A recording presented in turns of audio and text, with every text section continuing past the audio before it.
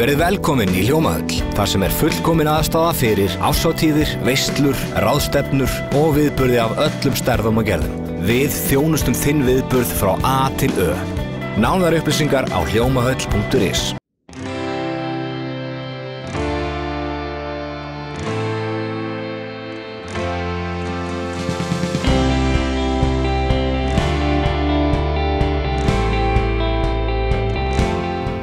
Komið sæl og verið velkomin í Suðurnesja Magasín eftir stutt sumarfrí.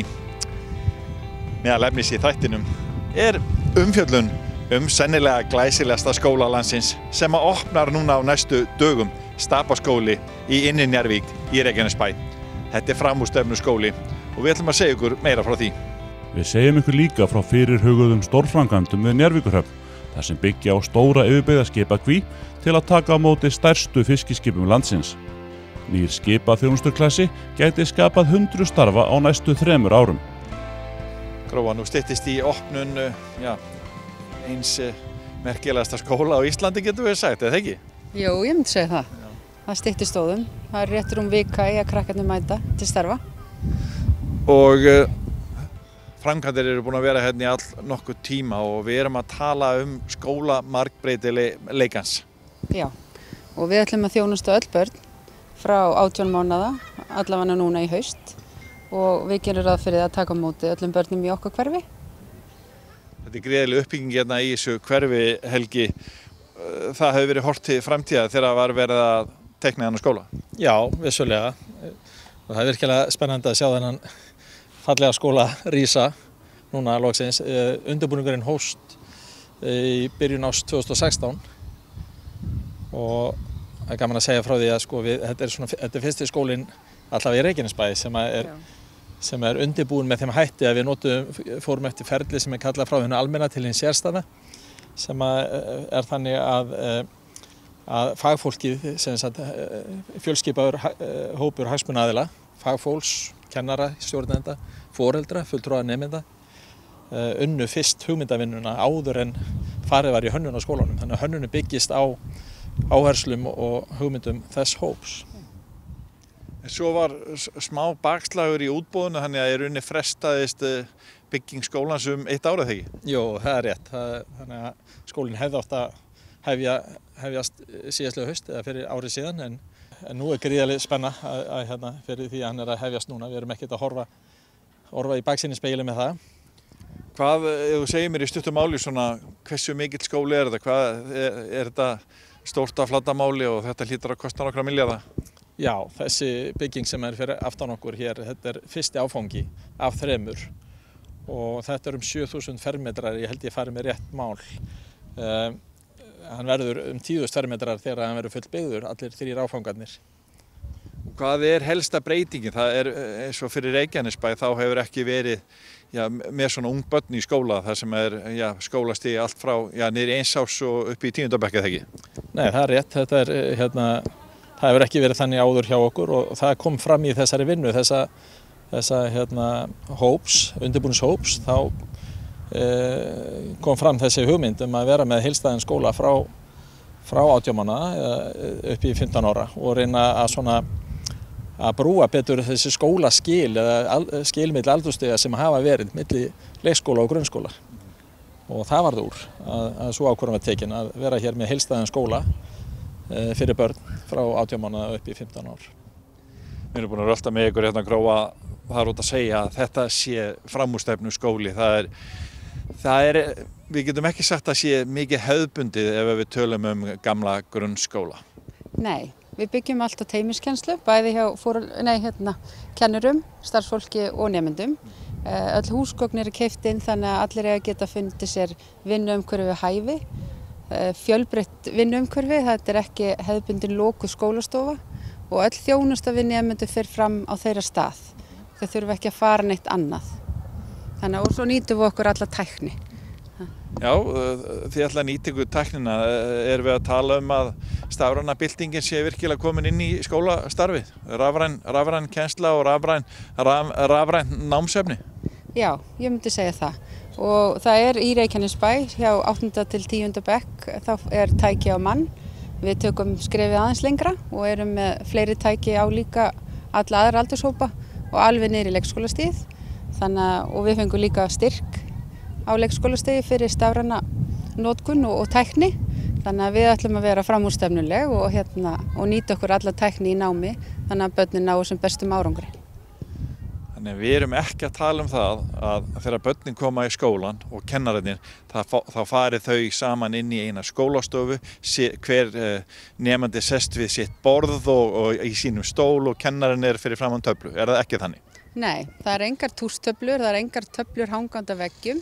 Það er eingöngu skjáir sem á hjólum, svona við getum fært það til eftir hvar hóparnir okkar eru. Það eru háborð og lágborð, sófar, púðar, setkollar. Þannig að það er ekki þetta að ég á minn stól og mitt borð þegar ég mæti. Þannig að bæði nemendur og kennarar þurfa svolítið aðlegast breyttum starfsháttum.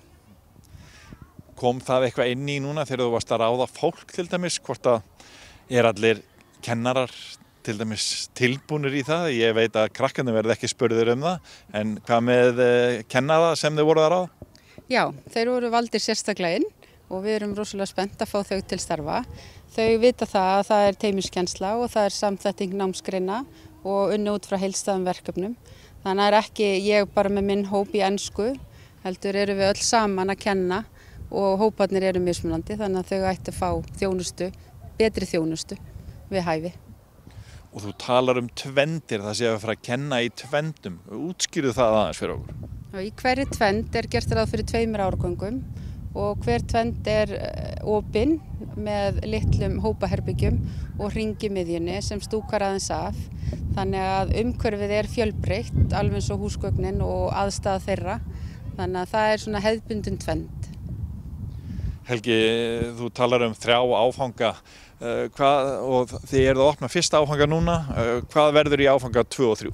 Já, í áfanga 2 þá gerum við ráð fyrir íþróttahúsi og sundlaug. Við erum með mjög flott íþróttamannvirki sem kemur til með að þjóna bæði skólanum og ekki síður íþróttafélögunum og íþróttastarfinu í sveitafélaginu. Í þeim áfanga, eða leið og sá áfangi verður tekin í notkun, þá opnum við sömuleiðis almenningsbókasafn og þannig að í 3. áfanga þá verður lágreist bygging austan megin við þessa byggingu hér sem er ætluð fyrir yngstu börnin frá 18 mánaða, mögulega frá 1 árs aldri þegar þar kemur til 5 ára. Og má ekki gleyma almenningssundlaug. Þú gleymdi því, Helgi. Akkurat. Mjög mikilvægt. Það er út að segja að það er nú í þessu hverfi inn í Njarðvík, það er ekkert mjög mörg ár síðan að hér voru bara fá hús. En það er nú fyrir sem ekki allir vita sem kannski að horfa á þetta, er annar grunnskóli. Þannig að það er verið að byggja risastóran skóla sem til viðbótar við hann. Þannig að það er út að segja að þetta er gríðarleg bylting í þessu hverfi í Reykjanesbæ á ekkert mjög mörgum árum. Það er alveg rétt, það er orðið alveg gríðarleg fólksfjölgun í Reykjanesbæ. Sérilegi frá bara árinu 2014 þegar við vorum 14.000 talsins og eru núna að telja 19.500 eða í kringum það. Sú fólksfjölgun er mest hér í þessu hverfi, hér inn í Njarðvík. Þannig að það er alveg rétt, hér erum við að byggja annan stóran skóla til að þjóna þessu hverfi. En sömuleiðis er þetta hverfi sem er í kringum þennan skóla er svolítið fjarri svona miðbæ sveitafélagsins, þannig að þess vegna leggjum mikið upp úr því að þetta er ekki bara skóli, heldur er þetta líka eins konar menningar eða hverfismiðstöð fyrir innri Njarðvík, þennan hluta Reykjanesbæjar. Segðu mér lítið svona kostnaðinn bara í fáum orðum, en jafnframt í leiðinni vil ég spyrja það er áhugavert að þið þurfum ekki að kaupa borð og ekki stóla, það er nú kannski eitthvað sparnaður því, en þið eyðið í tækni í staðinn. Já, það er alveg rétt. Við leggjum meira, erum eins og Gróa komin á áðan, fjölbreytt námsumhverfi fyrir börnin og það vill svo til að við sjáum það að það er bara hagkvæm innkaup á búnaði fyrir þennan skóla. Það er ofta gert ráð fyrir að 10% af byggingarkostnaði í búnað og við erum vel undir þeim áætlunum. Sömuleiðis er líka mjög gleðilegt að byggingarkostnaður eða áætlunum byggingarkostnað þessa skóla er á áætlun og þannig að áætlunni standast. Það skiptir mjög miklu máli þegar svona risastóra framkvæmdir er að ræða. Hvað er það margir milljarðar sem var áætlað? Það var áætlaði fyrir þennan hluta byggingarinn 2,5 milljarður og við erum, já, eins og ég segi, erum á áætlun. Og það verða 1, 2, 3 milljarðar viðbót? Já, það eftir að fara í fullnar hönnun á þeim áföngum og fara í útboð. En við getum alveg gert ráð fyrir að það verði eitthvað starf á bilinu milli 4 og 5 milljarðar í heildina. Grófa, það glæsilegt útisvæði þannig að það verður ekki mjög leiðilegt fyrir börnin að mæta hérna. Nei, ég held að þau séu líka full tilhlökkunar að koma hér á mánudaginn eftir rúma viku. Hér trampólín, hér heystuvöllur, hér eru rólur, nóg af þeim. Þannig að ég held að krakkarnir eiga eftir að finna svo mikið við hæfi hér. Hvað þetta margir nemendur sem að hefja nám hérna? Þau verða 330 núna í haust og svo breytist það oft dag frá degi því það alltaf að flytja nýtt fólk í hverfið okkar. Og þið voru hérna með aflýsingarskóla meðan var verið að byggja þennan má segja, bygging hérna sem var opnuð fyrir 2 árum síðan, verður hún notuð áfram? Við þurfum að nota hana aðeins áfram, fram í haustið, svona seinni partinn í september fyrir nemendur. En þá komum við öllum börnunum fyrir inni.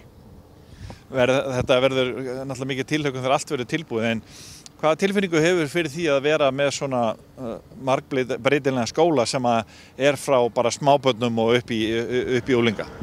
Ég held að þetta sé framtíðin. Ég held að þannig undirbúi börnin okkar miklu betur fyrir því sem þau ætla að gera í framtíðinni þegar þau verður fullorðin.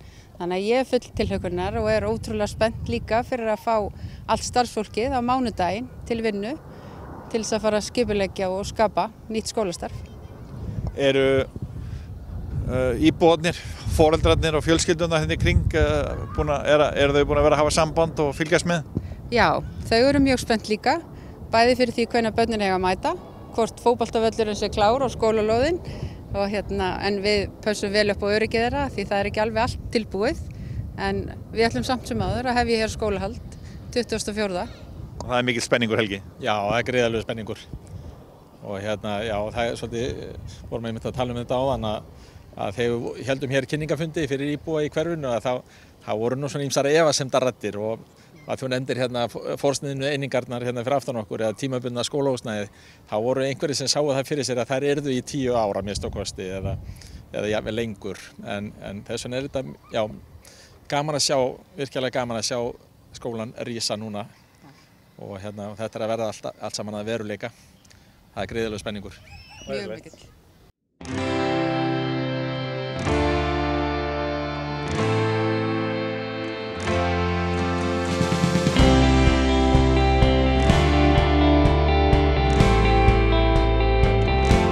Umfangsmikil uppbygging hafnar og upptöku mannvirkja í Njarðvík, þar sem byggður verður skipaþjónustuklasi til að taka á móti og þjónusta stærstu fiskiskip landsins, gæti skapað 250 til 350 bein og óbein störf á næstu 3 árum. Viljayfirlýsing var undirrituð verkefnið af fulltrúum Reykjaneshafnar, Reykjanesbæjar og skipasmíðastöðvar Njarðvíkur sem á frumkvæðið að málinu. Verkefni sem hér ræðir snýr að bættri aðstöðu í Njarðvíkurhöfn þannig að unnt sé að skapa tækjafæri margra fyrirtækja til byggingar skipaþjónustuklasa sem getur umbylt aðstöðu til að þjónusta íslenskan og erlendan skipaflota og skapa fjölda starfa. Þá eru þetta séu ánægjulega fréttir hér, Kjartan, en hvernig kemur bæjarfélagið að þessu máli? Reykjanesbær kemur að þessu á tvenna vegu, það er að segja bæjarsjóður og svo Reykjaneshöfn og það er mikill vilji og mikill stuðningur við hugmyndina því að við sjáum fyrir okkur að ef þetta heppnast og við fáum ríkið að verkefninu sem er nauðsynlegt líka því að ríkið ber ábyrgð á stórum hluta hafnargerðar sem þessarar og sjóvarnargerðar að þá geti hér skapast tugir starfa eða hundruð beint eða óbeint beint við þessa vinnu hér innan skipasmíðastöðvarinnar en líka í svona afleiddum störfum í kring. Hvað verður þá næsta skrefið hjá ykkur? Núna er næsta skrefið að ná ríkinu að borðinu með formlegum hætti. Við erum búin að ræða bæði við þingmenn og ráðuneyti og kynna hugmyndina og höfum bara fengið góðan stuðning og finnum fyrir velvilja En við þurfum að fá það alveg staðfest að ríkið sé með okkur í þessu. Þannig að þið eru bjartsýnir á það og gæti þá farið í gang fljótlega? Já, þetta eru nokkur stig. Eitt stig að það þarf að dýpka hérna höfnina í Njarðvík til þess að þessi stærð skipa sem hér er verið að tala bæði komist inn í hana og geti líka athafna sig innan hennar, snúið og hana. Þannig að það þarf að dýpka hana. Og síðan, og það svo sem á áætlun hjá siglingamáladeild samgönguráðuneytisins. Og síðan þarf að fara í að gera hana sjóvarnargarð, því hann forsenda fyrir því að sjólag innan hafnarinnar verði það gott að skipin geti athafna sig. Og svo sér skipasmíðastöð Njarðvíkur að kaupa og koma upp Kvíðni.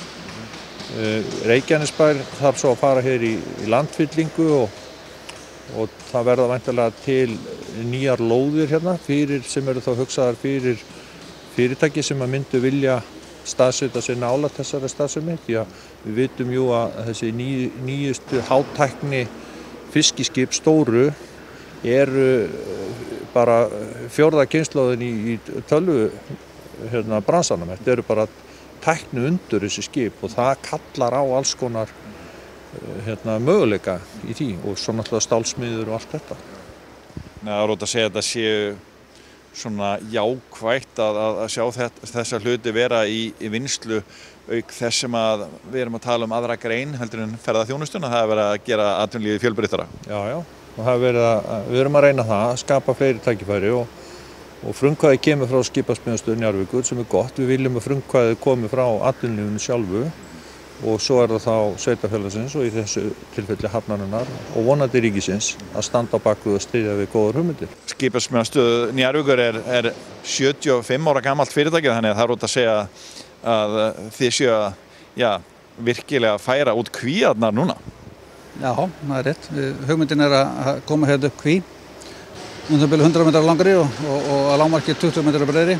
Þannig að við getum þjónust að má segja nánast öll skip íslenska fiskiskipaflotans á lágmarki. Og náttúrulega önnur svona skip sem eru í þeim stærðarflokki. Hafa þau þurft að leita annað til þess að fá þjónustu? Já, við höfum ekki ráðið við nema 800 þungatonn hér, en þessi skip stærstu eru nokkur 1000 tonn, þannig að við erum langt frá því. Ég meina, hafa skip á Íslandi ekki geta fengið þjónustu hér á landi þessi stærri skip?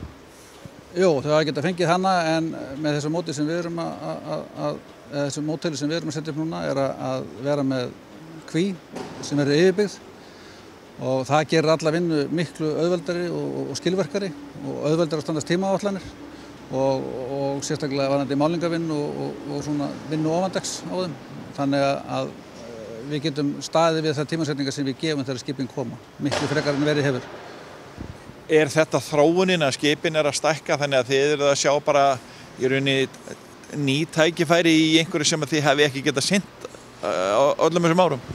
Já, þróunin hefur verið svo að skipin hafa verið að stækka og fækkað og stækka og þau hafa líka þyngst á sama tíma rauninni á hvern meter, þannig að þessi upptökumannvirki flest hver sem er á Íslandi hafa verið í vandræðum og rauninni hægt og rólega að úreldast. Og við sjáum það fyrir okkur að innan ekkert mjög margra ára, eða hugsanlega kannski innan 20 ára, þá sé orðið mjög lítið mannvirki sem er ráðið við skipið í þessu stærðarflokki. Og hvað með svona starfsmannamál og annað, þetta mun skapa mörg störf og annað, en hvernig sjáu þið fyrir ykkur að ná í viðskiptin?